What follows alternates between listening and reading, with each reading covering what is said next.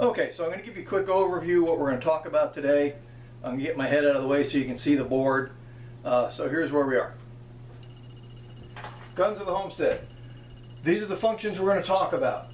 Critter control, hunting, practice and self-defense, practice and training, and self-defense. And this is the order that I kind of see everything in priority. Issues that you need to talk about. Safety is always going to be first with firearms. Training, the number of different kinds of ammo that you have, and I'll talk about what that means. Storage of ammunition. I didn't put storage of the guns up here because that goes right back to safety. So take a screenshot of that if you want to hold it, because we're not going to have that up on the board.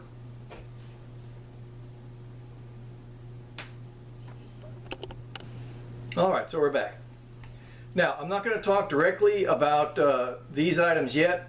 I want to go through the three weapons that I had with me.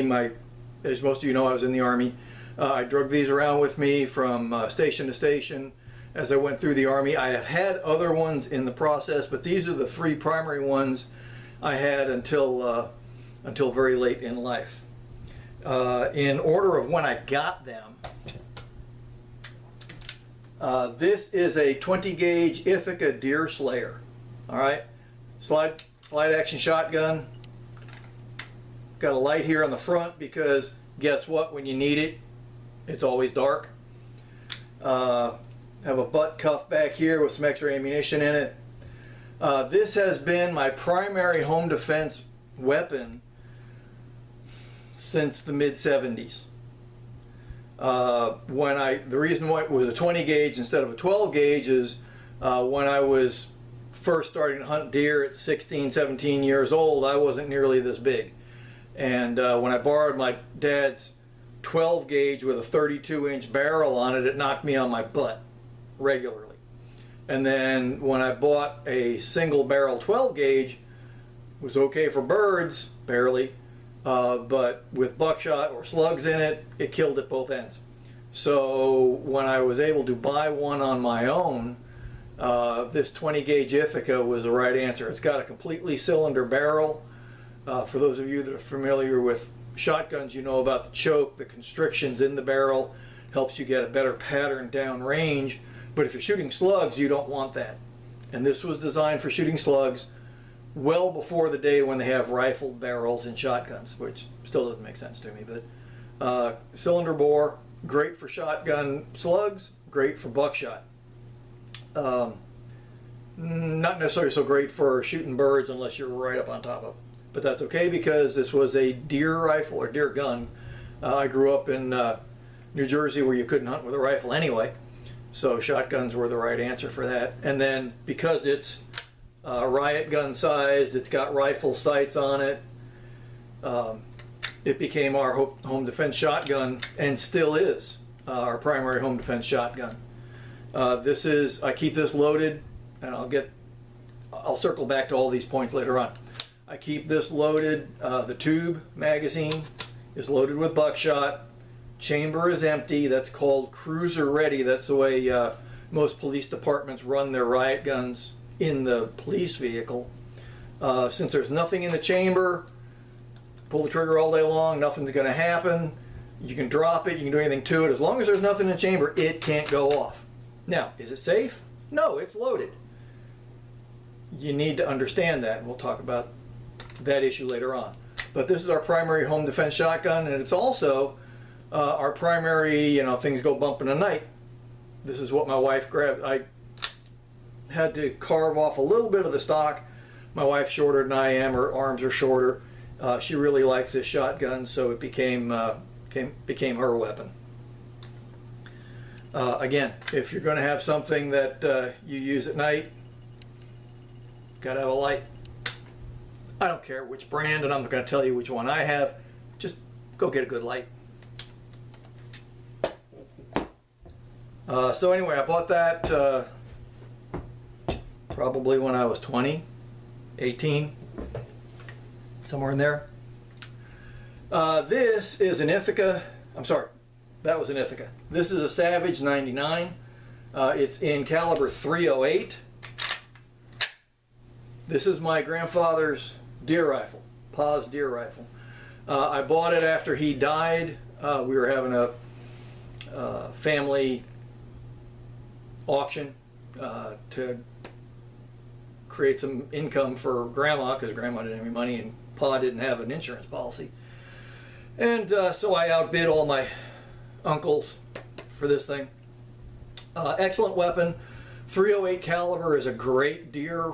Oh, it's great all around round. It'll do pretty much anything you need to do.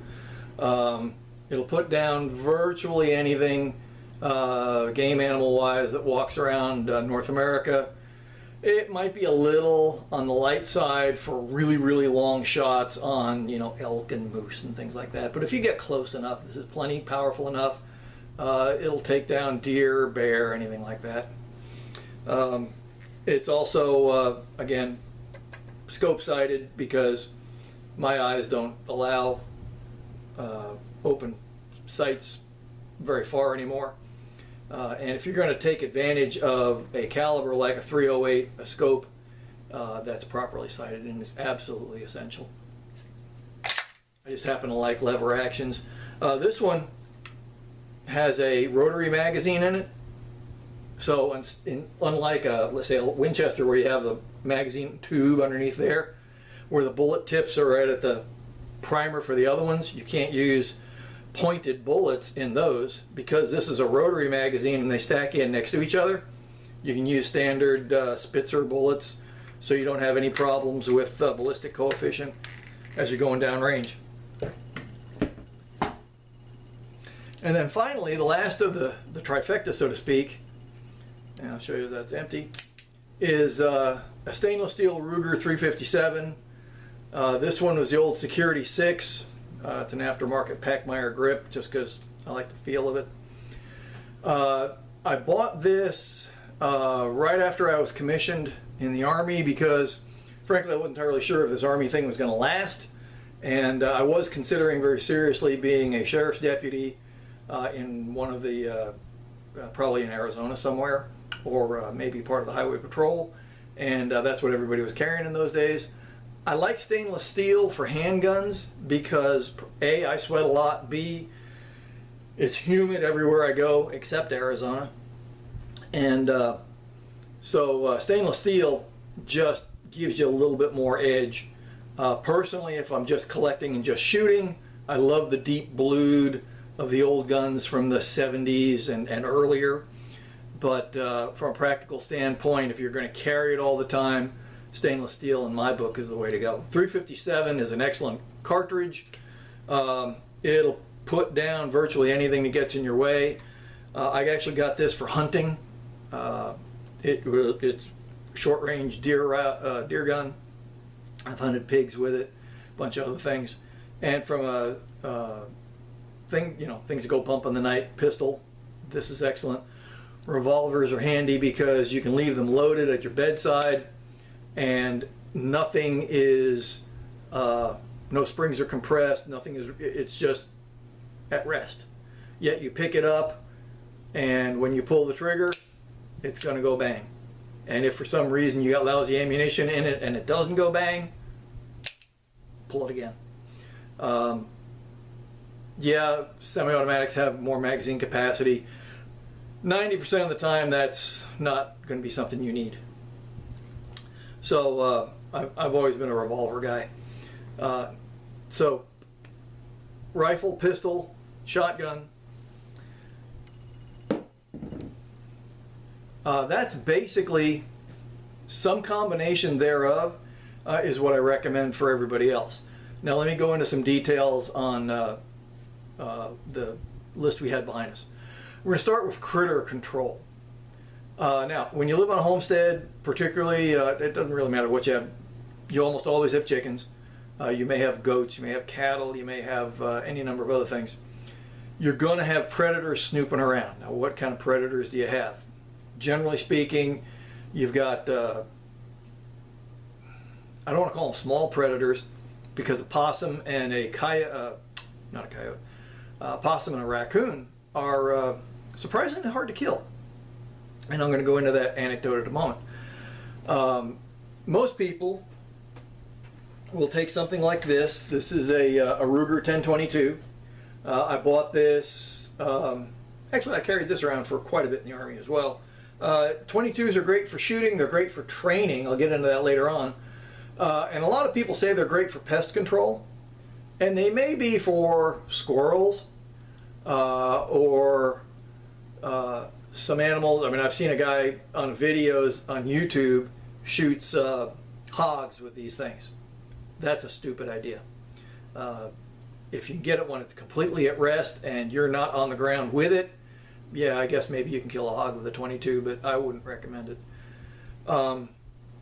So 2 stories about 22 and why I don't consider this your primary critter killer.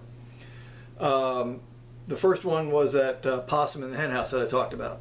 Now at that time, my son, I had bought him a lever action 22 because that's what he wanted, and he was getting very, very good with it. That was our critter gun, and I had used it to dispatch a couple of things around the property on the rare occasion that we had to do that. Well, one night a possum got in the hen house, and at a range of less than 10 feet, I put 10 rounds of 22 into this critter. Now, he was already jacked up on adrenaline and he was killing chickens as we were going. And I was shooting at him literally through the door of the hen house. So, like I said, 10 feet max. Round after round after round, I know they were all in good, they're all good placement. There was no blood, nothing at all. He was just more excited every time I shot him. I finally literally took the barrel of the rifle, shoved it in his mouth, pulled the trigger, blew the end of his brain out. After he was dead, then he bled out of all the holes, and I did an autopsy afterwards to find out what had happened. And every one of the rounds had gone in through the chest, tore up his heart, tore up the lungs. Most of them had gone because of the angle, had gone all the way through and torn up the guts and everything else. And several had exited out the back and impacted the wall behind him. But because of the fat layer, this thing had that much fat on him, the fat closed up all the bullet holes, and while he was bleeding internally some, he wasn't bleeding out at all. Now, he would have died eventually, but he was still killing chicken after chicken after chicken while all this was going on. So he did not get stopped in his tracks like I would like to happen. I'll show you what we're going to use for that if that comes up in the future. So 22, not necessarily your best critter weapon if they're already excited. Second 22 story. We had a raccoon that was nosing around. And so, now this was not with a rifle, this was with a 22 pistol. I put a round right in his forehead, 25 feet or so. And this thing kind of shook his head and turned around and walked off. Turned around and walked off. And I was going to put another round into him, and I just said, this may not be the right weapon for the job. And after that, I stopped carrying 22s on the property. It just wasn't worth the trouble. Now, did he go off and die later on? I don't know. I never found him again. He didn't die right on the property. He didn't die immediately adjacent in the bushes or anything. He's not there. My dogs would have found him. My guess is that 22 hit his skull, went under the skin, but the bullet went over top of it, just followed the cranium and probably came out the backside. So I don't consider the 22 a great critter control weapon. So what do I consider a critter control weapon? Well, depending on the critter, generally speaking, that's going to be a shotgun, at least on our homestead. I have a 12 gauge shotgun downstairs that has a number of shot in it. We'll talk about that when I get there. And then we have this things that go bump in the night buckshot shotgun. I intend to use buckshot on anything from coyotes up. And if we're faced with an ornery raccoon that's really ticked off, he may well get a buckshot load as well, because I don't think a load of number 6s is going to put him down. But a shotgun, either 20 or 12 gauge, In my case, with probably number 6s as a general rule, is generally our critter weapon. And I know that's a problem because if I shove my 12 gauge shotgun into the chicken coop and pull the trigger, man, there's going to be a heck of a mess in there. But you know, you get what you pay for. There's also another option I'll show you about in a minute. But that's my general go-to. Now, depending on where you live and the critters that you have out there, you may need something bigger. I know a lot of people have a 223, either a bolt action or an AR platform, and they use that for critter control. That's great if you got the space for it. On my land, I've got trees, you know, 30 feet, 40 feet out from the house. I've got a propane tank out here. I'm not shooting a heavy rifle, even a 223, and taking a chance on something going bang. So, plus there's a river that wraps around my property, and if I miss whatever I'm shooting at, I don't want this thing to go down to the river either. So for my money, shotguns work because you have a variety of shot. If for some reason, like number 6s, the birdshot don't work, then go up to buckshot. If you think you got to start with buckshot, then start with buckshot. If you live in bear country, buckshot and slugs are probably your right answer. Or get into something like this. But a rifle or a shotgun for bear is going to be much too powerful for killing raccoons, and you're probably going to have an issue with where that bullet goes. Okay, but critters was our first topic.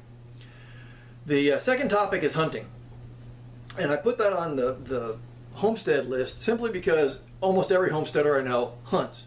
It's an easy, cheap way to put extra meat in the freezer, and if you don't hunt, you probably ought to. If you have some ethical reason why you don't want to hunt, fine. But really, I think that's a good practice for a great many things that you're going to need to do anyway, because you need to know how to process animals. You probably, if you have a homestead, already do that with goats or pigs or whatever it is you raise on the homestead. So hunting for birds, hunting for rabbits, squirrels, whatever, deer, is just practicing those same skills when it comes to processing those game animals. And hunting has a whole range depending on where you live. You may be, rifle for big game, shotgun for rabbits and squirrels.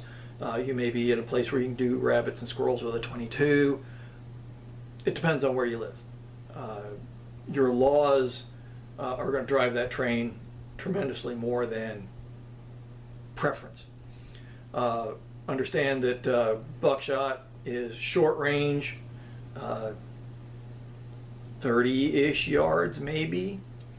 I'd feel more comfortable at like 25. So you're talking very close bow hunting range if you're going to shoot with a buckshot. If you're going to use a slug, depending on your gun and your accuracy, maybe 100 yards. If you've got one of the newer barrels that will rifle that slug, maybe 100 yards with the old style slugs, and particularly if you're shooting it out of a bird hunting barrel that's got some sort of choke on it, don't shoot that slug more than maybe 50-ish yards, and you're going to have to practice and see how accurate you are with it. Most shotguns do not have rifle sights like this one does. This one's got a great, it's got a light pipe here in the front, it's got a nice V here in the back. This is a very accurate weapon for a shotgun. Most shotguns have a bead and nothing. So if you're going to try to shoot buckshot or something out of that, you're talking a fairly close range. If you want to shoot past where you can throw a baseball, you're probably talking a rifle of some sort. For big game, I like 308. My wife has a 30-30 that she is excellent with. That's a great deer rifle in the kind of woods that we have around here. There's no reason to carry anything bigger. I seldom take my 308 out anymore if I'm hunting on my own property because I haven't got a shot that's long enough to make it worth carrying a 308. The longest shot I have on my property is down a power line, 202 yards from the top of the hill to the base, the slope of the next hill. I don't shoot from top to top because if you miss, you don't know where that bullet's going. Well, I do know where that bullet's going, and it's going off my property, so I'm not going to do that. So 202 yards is the longest I got. I can do that with a 308. I can also do that with a 30-30. 32 specials, 35 Remingtons are very, very popular around here for brush guns. Some guys shoot with a 45-70 because they sometimes bounce into bear while they're out here. Okay, that works too. You don't have to have the neatest gee whiz bang 7mm Magnum or short Winchester, whatever, in order to take a deer. Deer are easy. Now make sure that you know what your laws are so you don't bring a caliber that's not legal. And the reason why I say that is a lot of people are enamored with ARs, and in some states that's not legal because they don't allow a .22, whether it's centerfire or not, to be used on deer. So know your game laws, obviously. Okay, so hunting, practice your skills. Hunting is an excellent venue to practice fieldcraft, to practice all of the marksmanship issues in a very practical standpoint, and also put meat on the table. And that involves practicing processing animals, birds, if that's what you hunt, mammals, anything with 4 legs is field stripped, pretty much the same way. You just get in there and do your thing. It's a little bit easier with the smaller ones than it is with the bigger ones. But if you can butcher a deer, you can butcher a cow, generally speaking. A lot heavier. And don't forget, if you're have any interest in it, that handgun hunting is also an option, depending on the handgun that you carry.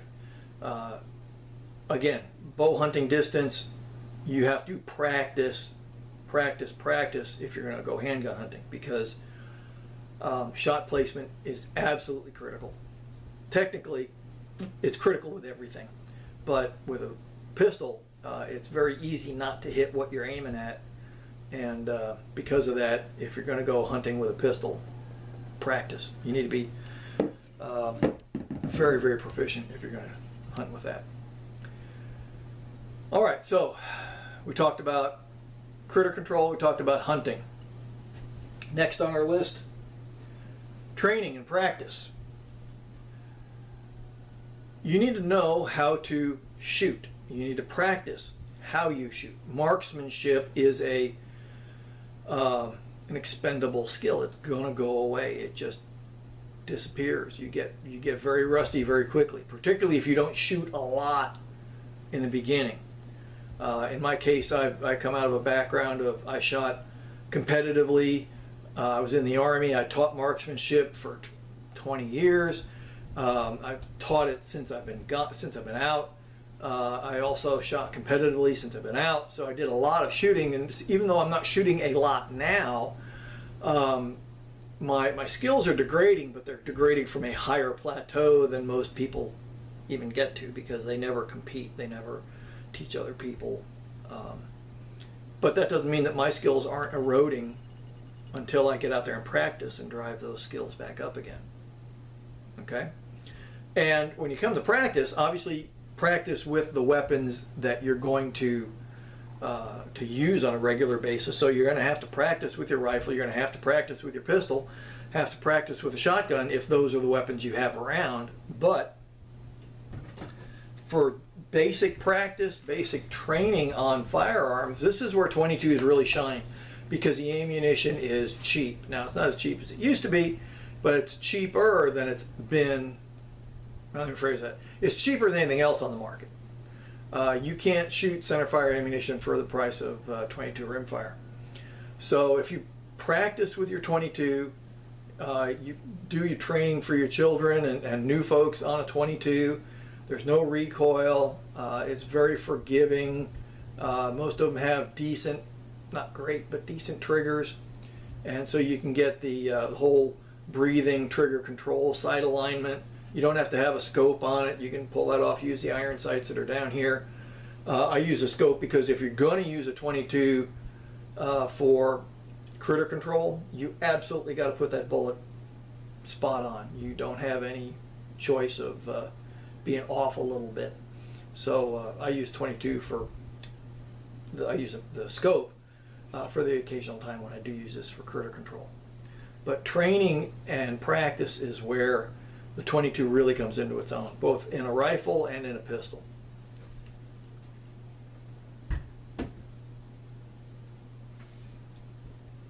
All right, and then finally, self-defense.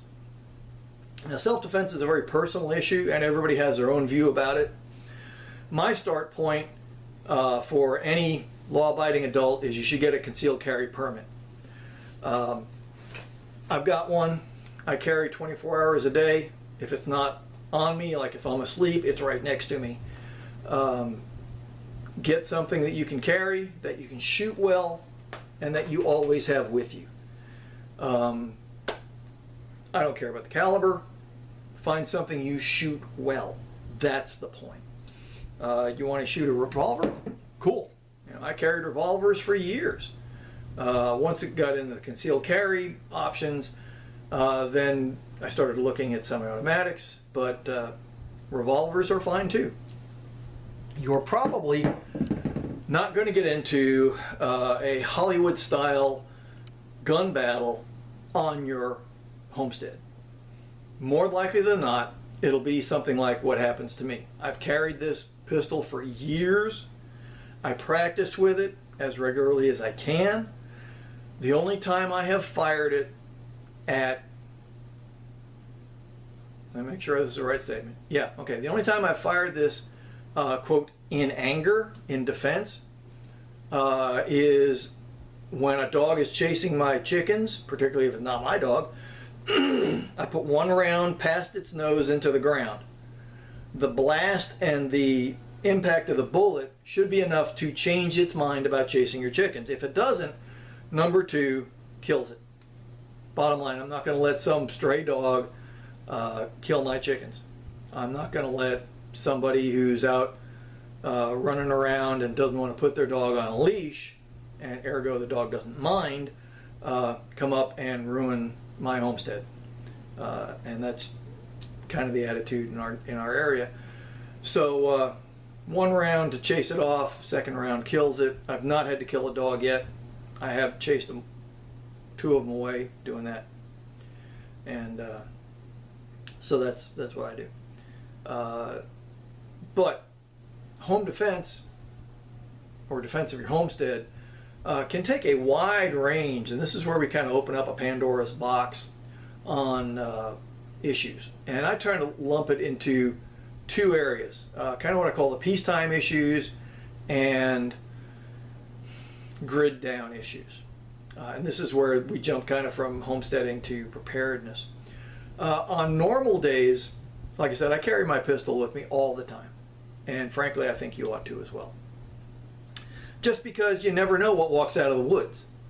You never know what's going to slink up out of somewhere. We've got a river on one side. We're surrounded by woods. Bears live up here, although we seldom have a bear on the property. But we do have wild hogs show up. We've had stray dogs. We have coyotes, bobcats. They're all out here. Oh my God. What was it in The Wizard of Oz? Lions, tigers, and bears, oh my. You live in the woods, that's going to happen. You live in the country, things live out there too. So I would organize self-defense on the homestead around the kind of things that might wander into your property. And the way I look at that in my area and in most areas, and I say most because I don't know where you live, the most dangerous thing walking on your property is going to be a person with bad intent. And the problem is you're not going to know they have bad intent until they act. That's why carrying a pistol, I think, is critical, because there's a lot of times I'm at the other end of the land, I am nowhere near the house, and somebody gets between me and the house, and I don't know what they're up to. I need to get in there and control the situation. Or I may be met out on the other end of the property by lions, tigers, and bears, tweakers, guys brewing meth, who knows what's going on out there. If you've got any sizable piece of property past 10 acres, you can't see it all from your house. There could be all kinds of stupidity going on out there, and you don't want to walk into the middle of it unprepared. I am not a fan of carrying a shotgun or a rifle everywhere I go. That's just ineffective for me. Although I do occasionally grab something and walk the area just to make sure that nobody's doing anything stupid on my land. But that's up to you. So in a peacetime environment, if you will, I recommend, if you've got, and again, it depends on your area, if you've got nothing around your house for miles, then maybe what you need is a deer rifle or something like that, so that you can reach out and influence a situation way out there. In my case, there's really nothing going on out here that I can't influence with the shotgun, simply because the trees are so thick. A rifle really isn't going to go any farther than a shotgun is. And the shotgun's range limitations are not a problem because the trees are closer than the range is. So if something goes bump in the night and I think that bumped louder than what my pistol can handle, then the shotgun comes out. Shotgun is always what I tell my wife to grab first, because it's easier to shoot the shotgun accurately than it is a handgun. I take a handgun first only because it's easier to maneuver around when I have a flashlight and we don't know exactly what's going on. But if I identify a target, she's going to back me up with the shotgun. Now, that's going to talk training in a little bit. So don't just jump into that concept without understanding how that works. But my primary defense, and what I recommend as a start point for most people, is a shotgun. And 20 gauge is fine. 20 gauge is absolutely fine. Don't let somebody tell you that it's got to be 12 gauge. Now 12 gauge is a little bit bigger. It throws, generally speaking, twice as much lead downrange for the equivalent round from a 12 to a 20. So the diameter really isn't that much difference, but it's just enough difference that there's twice as much mass in that shot charge. They're going out the barrel at the same velocity pretty much, somewhere between 1,200–1,300 feet per second for the high-speed hunting rounds, and something over 1,100 for the lightweight birdshot. So your velocity is the same, and velocity really drives the range you're going to get out of it and most of the power that comes out. Because particularly with shot, you're not going to hit with all the shot anyway. So if you're in a situation that a shotgun makes sense, I highly recommend a shotgun. Shotguns are also a bit more intimidating in my mind, because it's just got a much bigger hole at the business end than a rifle does. Now, there are a lot of people that have ARs, and they say that the best self-defense, home defense weapon is an AR. If you live in an area where that makes sense, sure, have one. Like I said, some people use an AR for critter control. That doesn't really lend itself in my area, my specific place, but I know folks around here that have a little bit more room, and their go-to rifle is an AR. That's cool. That's cool. If that's your circumstance, that's great. Now, let me switch over from if I will, the peacetime to this grid down chaos kind of situation. And I don't want to oversell this, but if you think about the stupidity that's been going on in the country even recently,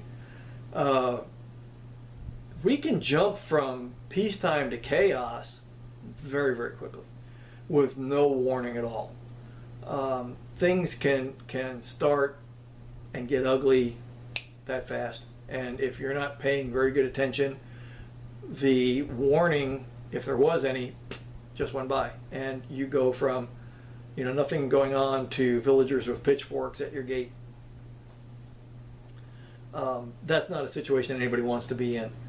But if it happens to you, how do you defend yourself from that? Well, there's a whole video on that kind of thing, but generally speaking, I would go with the same self-defense situation that we already have, which is a shotgun. But in a case of a mob, for lack of a better term, an AR might be a more appropriate platform, because the 5.56 cartridge is very lightweight. You can carry 30 of them in a magazine at a time, and it's kind of hard to argue with 30 rounds semi-automatic as fast as you can aim it, and then put another magazine in if you need to. Don't waste ammo. But so in a grid down chaos situation, a very good case can be made for an AR, or if you're into AKs, cool, that's fine. I'm not, but you can be. That might be, excuse me. Sorry about that. That might be a better answer for you than the shotgun, particularly if you have the distance to deal with it. I know a lot of, I've got some friends out in eastern Colorado and South Dakota, and man, it's flat and open out there, and they start with an AR and then they go up to the 308 from there. So it depends on where you are. If you live in a neighborhood, if you live in the suburbs, maybe an AR, probably a shotgun. Your call. Understand that anything that's going to kill a man is going to go through the standard wall you have in a house, because all you have is sheetrock. There's typically not even any insulation in there. Sheetrock on one side, sheetrock on the other side, and nothing but air in between. So if it's strong enough to kill a person, it's strong enough to go through a couple of walls. Now that becomes problematic depending on how your house is set up. Do you know where your kids are? That was one of the drills my wife and I used to do all the time. Is I just look at her and say, somebody just broke in the door. Where are the kids? Where's our son? I think he's upstairs. Okay, so if you reacted to a guy at the door, is Corey in the line of fire? Good thought. You may need to consider arranging some things in your house. There's a whole video on that separate from this. We're not going to go into that now, but just consider that you cannot fire anything in a house and expect your interior walls, or for that matter your exterior walls, to stop it. Okay, so be really careful with, as you step up the power rating, M16, AR style weapons, or even a hunting rifle. This thing, I would bet, I haven't tested it yet, but it's something that I've got in mind. I bet I could shoot through the average suburban house lengthwise, start at the garage, go through the living room, dining room, kitchen, bedroom or two, and then out the far end with a standard 308. There's just nothing there in those walls to stop it. So think about that. If you're going to defend your house, don't do it from your house. Do it out a little bit farther. Don't bring the gunfight to you.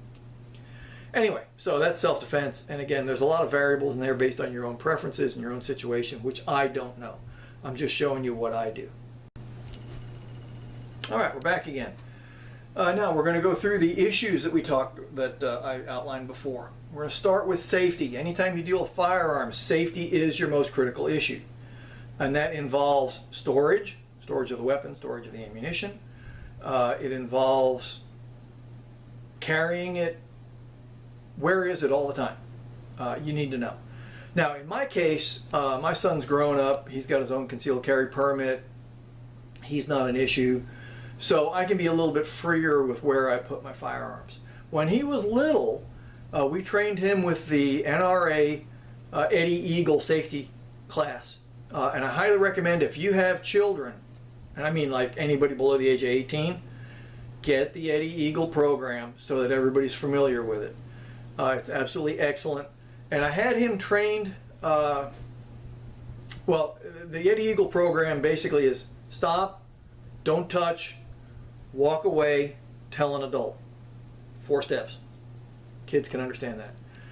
I also took the approach with my son, because I've been carrying concealed since he was born. He knows that I have this all the time. And in his case, it was very comforting that Daddy had a pistol, because we occasionally got in some situations that were kind of dicey. Just happened. Hiking in the woods, and a strange dog comes up. That's up to the dog. Now, it doesn't matter what kind of pistol you have, and I say pistol because concealed carry typically is always a pistol. Your child's going to have an interest in it. So here's what I did. It was recommended to me by a friend, and it worked beautifully.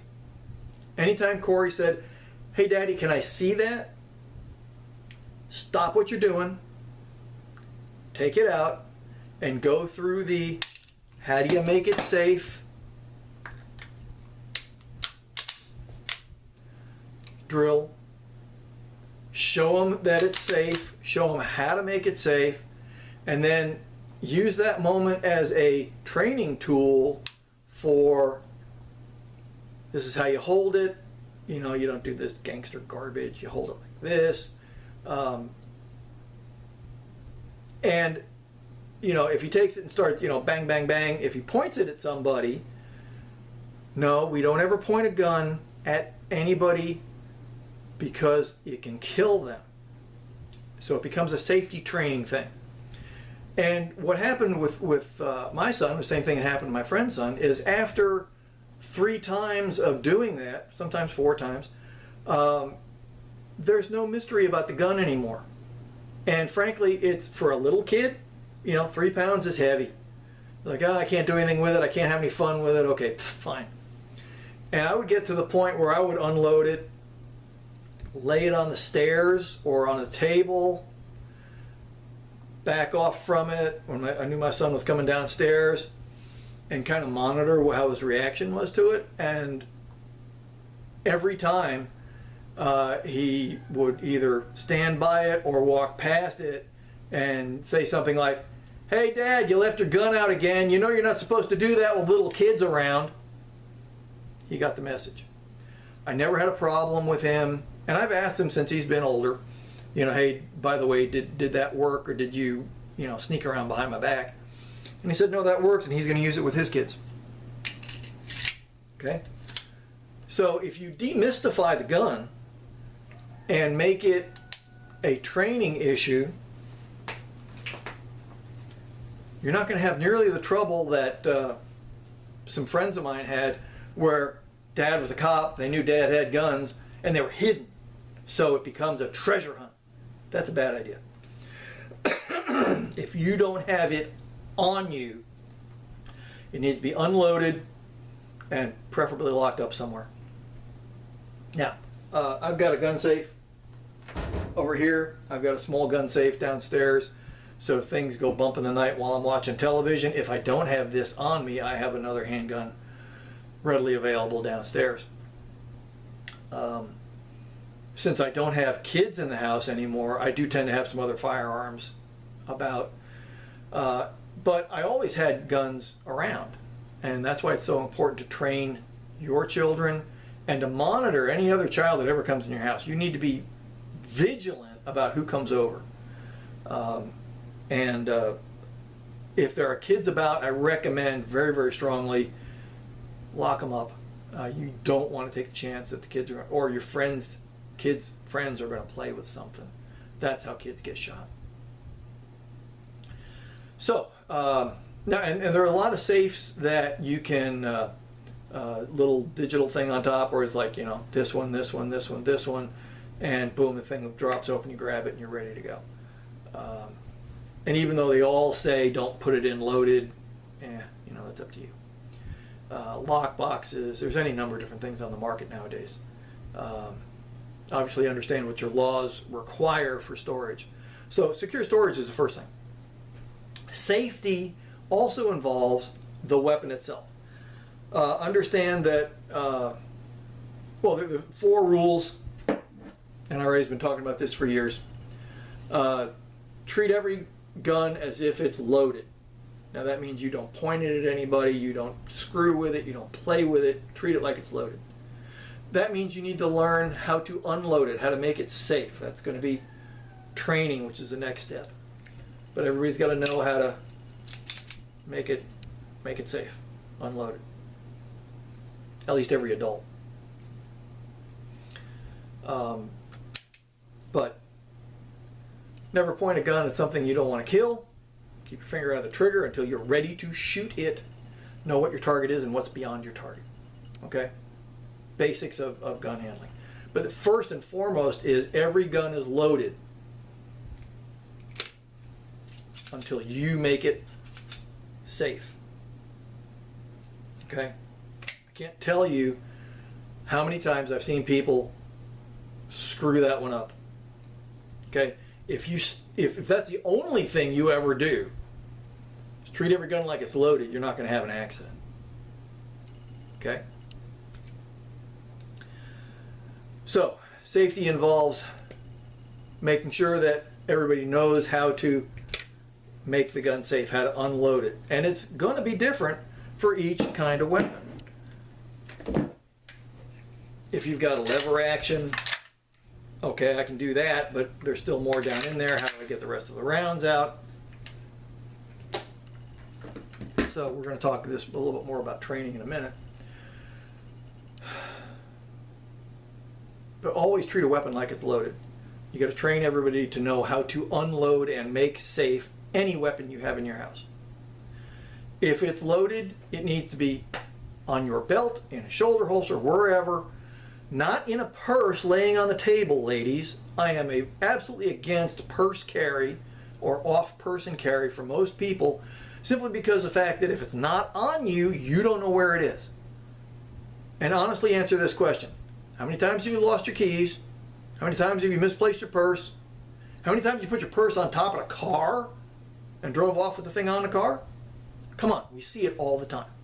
If you've got a loaded gun in there, that becomes a much more dangerous issue. And particularly if you have kids at house. All right? So safety. You have safety issues, again, storage. Your state may require locking them up at certain levels, and find out what the law says.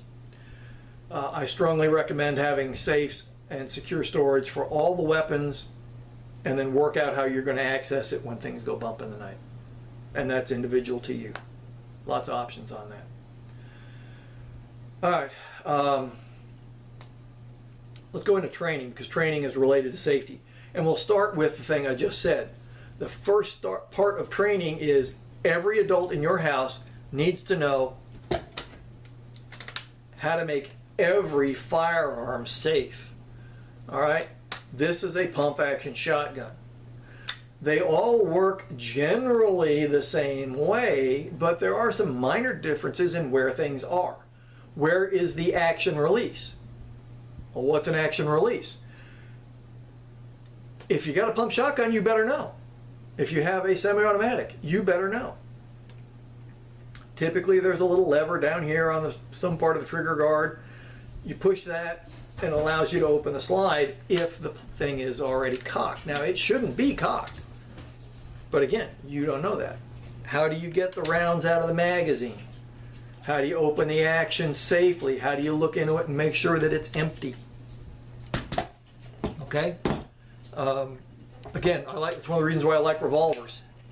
You find out where the latch is, you push the latch in, pop it open with your other hand. Now you've taken everything, because you put your hand in here, okay? You've got your fingers next to the barrel. Nothing can go bang at this point, even if there are rounds in the chambers. And then you turn it up, dump it into your hand, take the rounds out. Now you can see there's absolutely empty chambers in there. There's nothing going on, okay? So revolvers can be some of the safest weapons you can have once you train it. Semi-automatic pistols can be the same way, but you got to remember that is that safe? No, because I haven't taken the one out of the chamber yet. Will it fire? Absolutely. That one round in there can still kill somebody. So don't forget to empty the chamber. But it's up to you. I can't tell you how to work your guns because I don't know what guns you have. Glocks are slightly different than 1911s. They're slightly different than the XDs. I mean, everybody's got their own way of doing things. You need to learn your weapons. And you need to teach every adult in your family how to do that too. Every rifle, every pistol, every shotgun.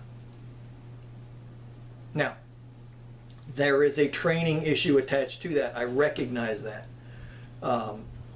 That and the different types of ammo we're going to talk about in a minute tend to lend themselves towards one kind of weapon or a limited selection of weapons, so that once you train somebody, that training applies to everything you have. I hope that makes a little bit of sense. If you've got a semi-automatic shotgun, a pump-action shotgun, a break-open double, a break-open single, a lever action, and those are just shotguns, and then you get into revolvers and semi-automatic pistols and lever-action rifles and bolt-action rifles and semi-automatic. For a new person, that can be overwhelming. Don't let it be. The same basics apply across the board. I'm not going to tell you how to do yours. You figure out how to do yours. You get the training you need, and then you teach everybody in the house how to make it safe. Okay? And if nothing else, stress the fact that you got to open it up and see an empty chamber. Okay? Training also includes how to use it, how to carry it, how to store it properly. It goes back to safety. Safety and training are intertwined dramatically. Hi, dog.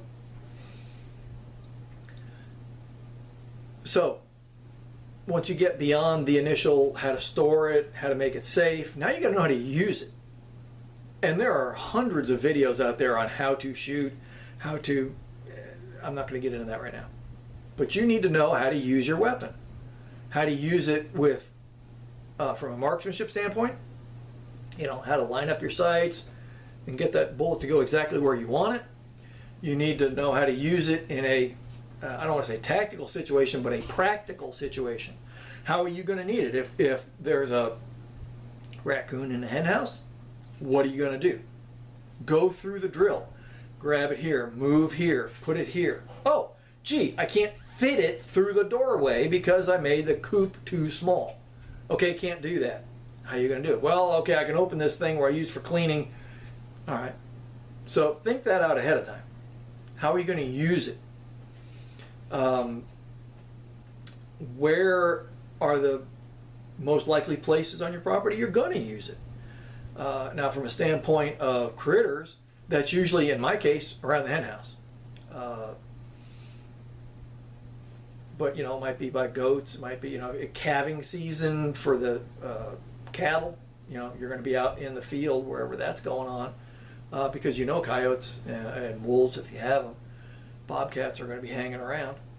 So think things through ahead of time, and then train to handle those situations so that you can use your weapons in a practical sense in the real world.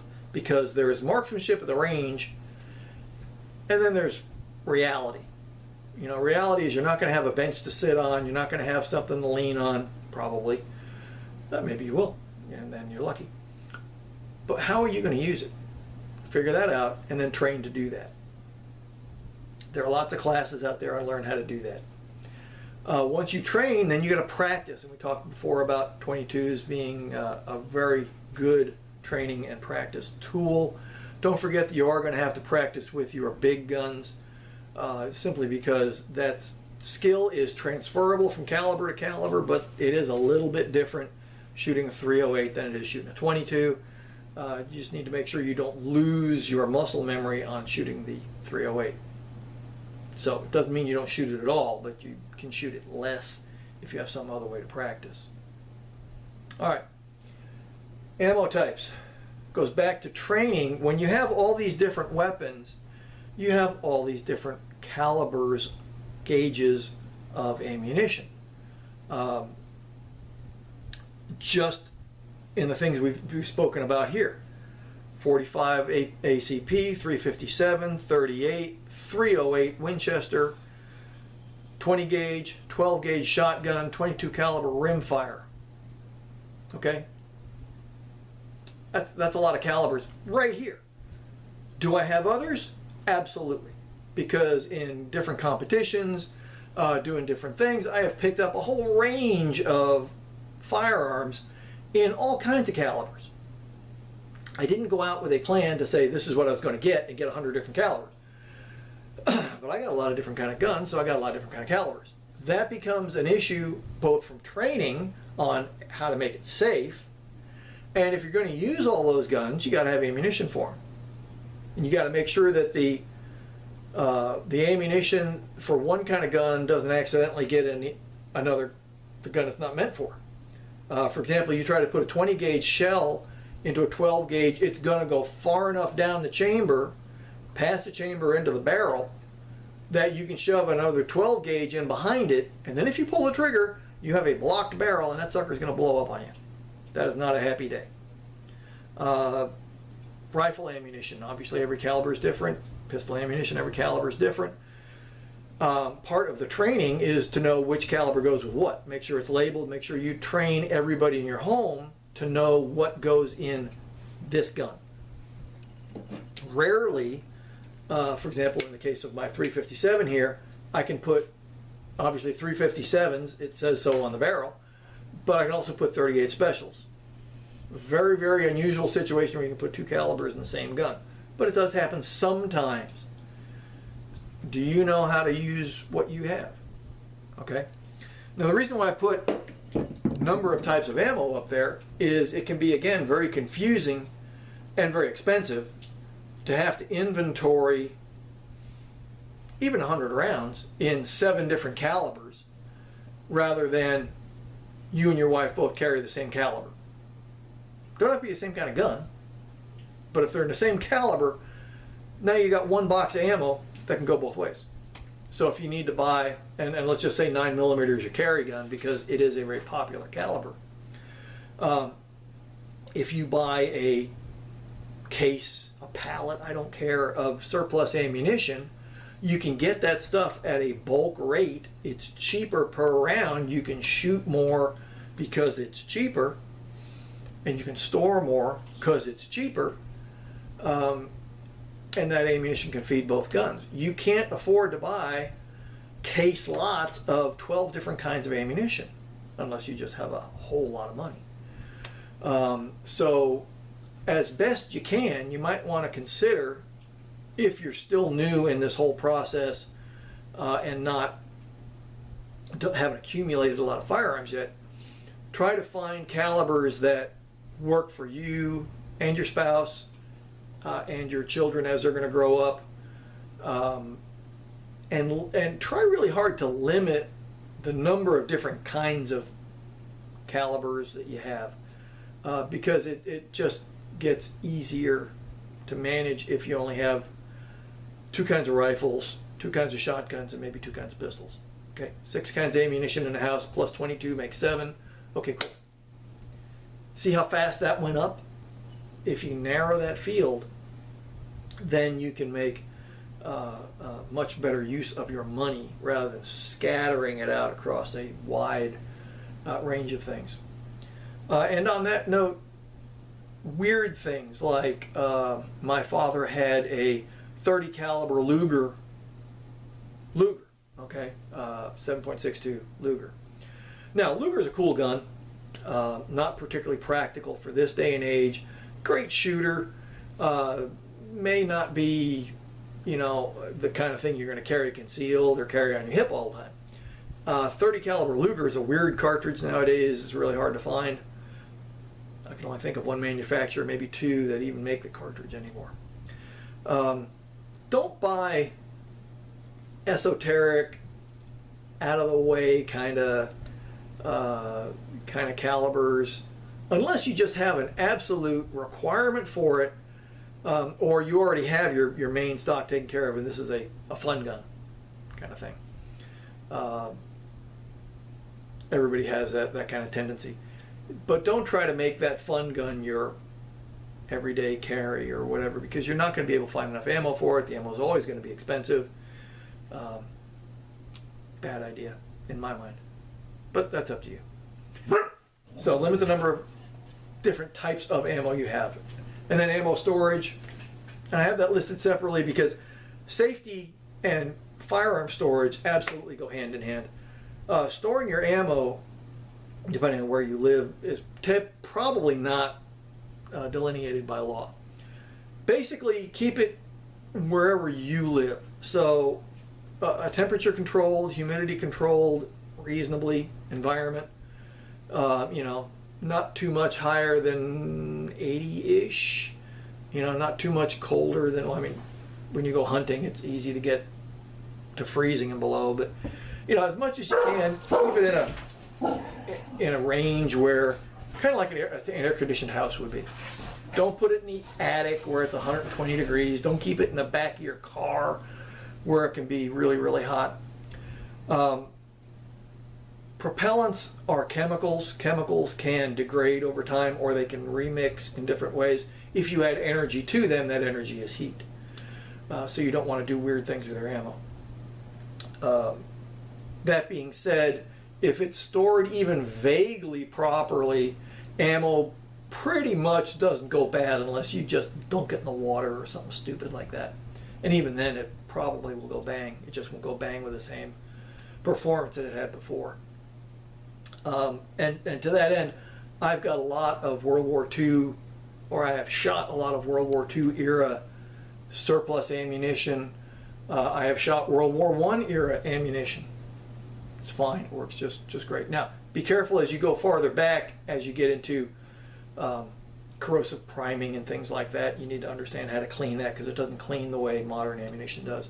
But if you buy ammunition today, or your grandfather gives you ammunition from the 60s, God, I hate that because I was there, you know, the 60s or 50s, you're fine.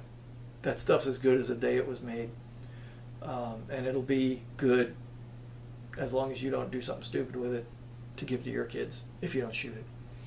Now, that being said, yeah, go ahead and shoot the old stuff first. It's like anything else. The fresher it is, the better it's going to be. But that doesn't mean it's not going to work for you. So store it in ammo cans, store it in fishing boxes, store it in cardboard boxes, I don't care. It should be secure enough that hands that aren't supposed to get at it shouldn't get at it. So I tend to like to lock stuff up in cabinets, closets, whatever. But that's up to you. It goes back to safety. Don't let the ammunition get out of your control, but store it in wherever you live, and it'll be fine. Okay?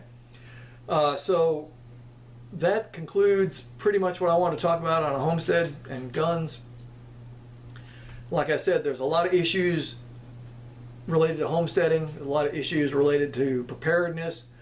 Firearms are on both of those lists.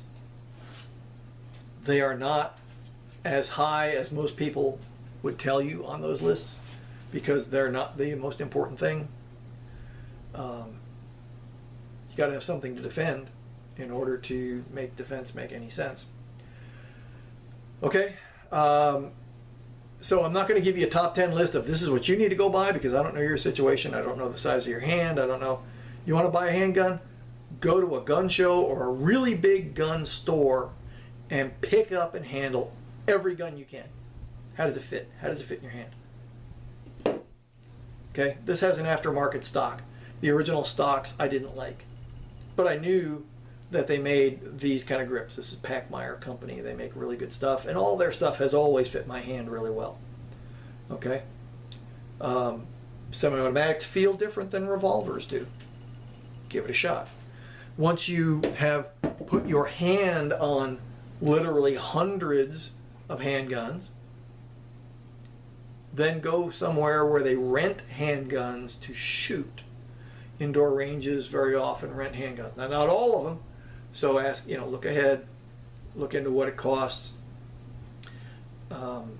Prices vary wildly on that, but Go see if you can shoot the ones, you know, make a list of 5 or 10 that fit your hand the best. And then rent those guns, shoot those guns, and then modify that list. Oh, this didn't feel right when it fired. It feels great when it's just sitting there, but when I shot it, that sucked. I don't even like that. Cool. Put that down. Go to another one. Handling a lot of handguns, firing a lot of handguns, you will eventually find the one you're looking for. What we're trying to avoid in this process is go buy that one, no, that doesn't work, okay, go buy that one doesn't work, okay, go buy that one doesn't work. That's the old way of doing things. And frankly, that sucks. It's very expensive, and I don't recommend that. If you have friends that have handguns, see if you can borrow one when they go to the range. Hey, can I shoot that? I've never shot one of those before. Okay? And I focus on handguns here because it is a handgun. You have one hand on that gun. The other hand may support the first hand, but it's a hand gun. So if it doesn't fit your hand, it's never going to be as easy and natural to fire as one that does fit your hand. Okay? Rifles, to some extent the same way, but you can usually make those work because you've got hand out front, hand on the trigger, and then your shoulder. Shotgun's kind of the same way. All right, so that's what I've got on Guns of the Homestead. I hope it was interesting and helpful for you. Again, I'm not going to tell you what you need because I don't know what your situation is. But whatever you do, be safe, learn how to use it well. This is Cold Warrior 78 saying, get back out in the woods, have a good time.